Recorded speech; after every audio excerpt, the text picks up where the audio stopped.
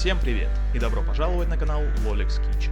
Новые видео выходят на канале каждую неделю, так что подписывайтесь на канал и жмите на колокольчик, так вы не пропустите новые рецепты. Сегодня я покажу, как просто, в домашних условиях, приготовить бальзамический соус. Это простая, но незаменимая добавка к мясу, соусам и заправкам для овощных салатов. Все очень просто. Приступим. Для этого нам понадобится сотейник или ковшик с толстым дном. В него наливаем бальзамический уксус и кладем сахар.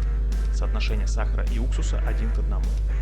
У меня на 200 мл уксуса 200 грамм сахара. Перемешиваем сахар с уксусом и ставим на огонь. Делайте это обязательно в проветриваемом помещении и не стойте близко, чтобы не надышаться уксусными парами.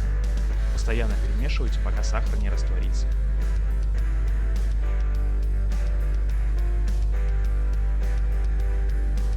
Доведите до кипения, периодически помешивая, и варите на среднем огне до легкого загустения.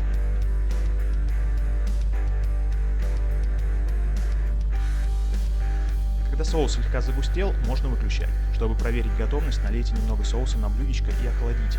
В охлажденном виде он должен быть густой, но текучий. У меня на 200 мл уксуса ушло ориентировочно 10 минут варки.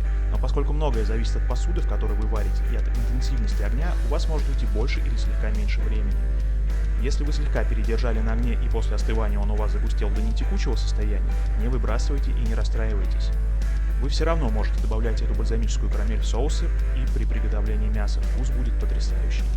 Просто учтите, сколько времени вы варили, и в следующий раз варите на пару минут меньше. Все приходит с опытом. Не забывайте ставить лайк и подписывайтесь на мой канал. Впереди нас ждет еще много вкусных рецептов. Всем пока!